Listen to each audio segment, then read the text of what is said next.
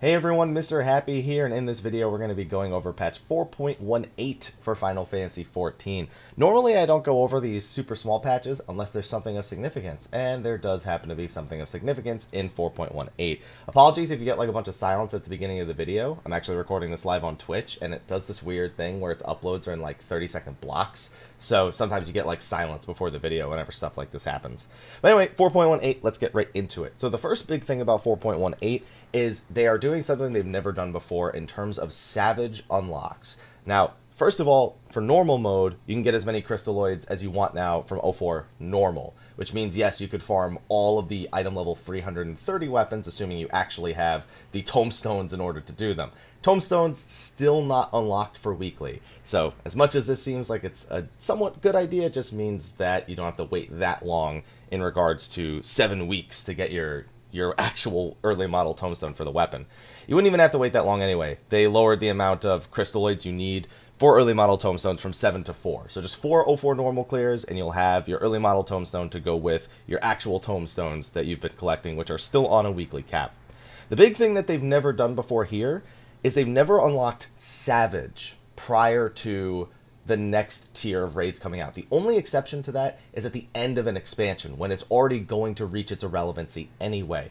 But between like 4.0, 4.2, 4.4, or I guess in the past 3.0, 3.2, 3.4, and 2.0, 2.2, 2.4, they've never unlocked the raid tier prior to the next raid tier coming out. And I think this is a great idea because we have another maybe month and a half, maybe a little bit more before the next patch comes out. And this gear is going to be not irrelevant, but it's going to be the stepping stone into the next raid tier. So it gives players the opportunity to collect all the gear they may want for whatever job they may want to be going into for the next raid tier and be ready for it when it actually comes out. So 2 treasure coffers will always appear, meaning you can help your friends clear Savage now without having to worry about messing with their loot. Furthermore, the weekly restriction on rewards obtained from the coffers has been removed, meaning you can obtain as much gear as you possibly want. The weekly entrance restriction on all areas in Savage has been removed as well, meaning you can go in as many times as you want, and players may now proceed directly to any area of the Deltascape Savage, meaning you can go straight to 04 Savage. You don't have to beat 1, 2, and 3 to get to 4 every week if that's what you're trying to farm.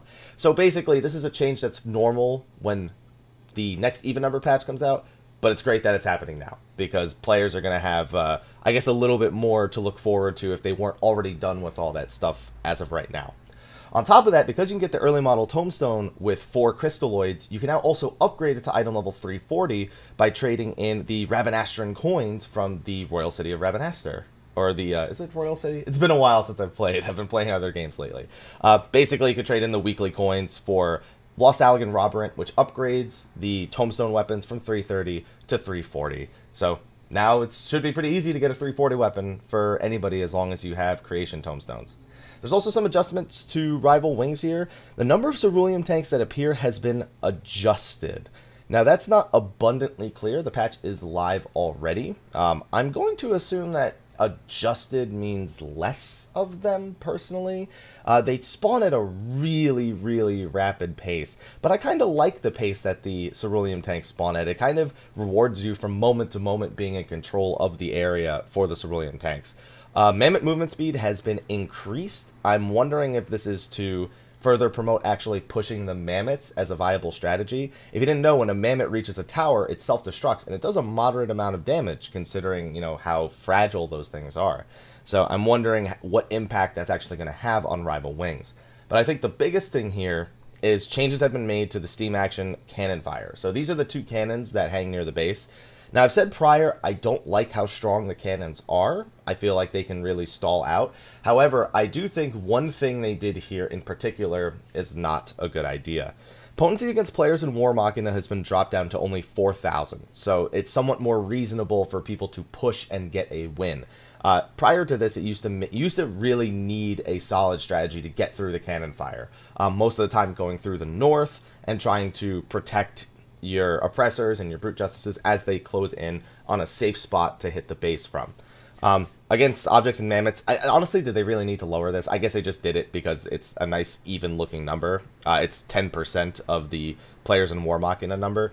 But the attack range being lowered to 60 yalms, I don't know how I feel about that. So the common strategy right now is to get an oppressor towards the north side of the map because it has the high ground over the base itself. So the oppressor can get more easily get an angle to fire at safely while being protected by the various machina. Going from the southern side, I feel like maybe the 60 yalms reduction is okay because getting up the actual the ramp there is incredibly tough when the cannon is firing down on you. But for the northern strategy, which is the strategy that almost everybody uses unless it's like being completely guarded and you're trying to throw off on a different strategy, the 60 yalms thing kind of just makes it even easier for oppressors to walk up and do the strategy that I just mentioned. I'm okay with the damage reduction. I don't know if I'm okay with the attack range reduction. I don't think that was needed. I think that's one step too far. With this, though, games should theoretically end more frequently, as opposed to going to a 20-minute stalemate because you can't pass the cannons because the teams don't have enough coordination. I think it's something they may end up reverting, or it's something actually I hope that they end up reverting. I don't actually think that they'll be reverting it. As for resolved issues, Machinist PvP Action Flamethrower ignored elevation. That's interesting. An issue wherein cover on a target afflicted with damage over time effect would prevent summoners from gaining ethereal attunement with the PvP Action Fester. Okay. An issue wherein the clock face on the Fat Chocobo table chronometer was displayed incorrectly. So glad they fixed that. Wow. That's game-changing. An issue in Arrival Wings wherein cerulean tanks appeared in locations where they could not be collected. Oh, I'd never seen that, so that's a good thing to fix. An issue wherein the combo potency given in the description for the Ninja PvP Action Shadowfang was incorrect. Okay, so there you go. That's just all it is. So just Rival Wings and the Savage unlocks, but I'm really happy for the Savage unlocks. I'm so glad they finally embraced doing that before the next raid tier itself actually comes out. But anyway, let me know what you think about the Savage unlocks here in 4.18. Let me know what you think about the cannon fire changes over in Rival Wings, as well as the other changes as well, if you have anything to add to what we see here in the patch notes. But on that note, I've got a bunch of videos to record here on Twitch today, so expect that awkward delay at the beginning for the rest of them as well. Thank you for watching. Be sure to like, favorite, subscribe, and share, and stay tuned for all the latest. We will have the live letter coming this Friday, right after I get back from seeing Star Wars. Anyway, thank you. I'll see you guys next time. Until then, take care.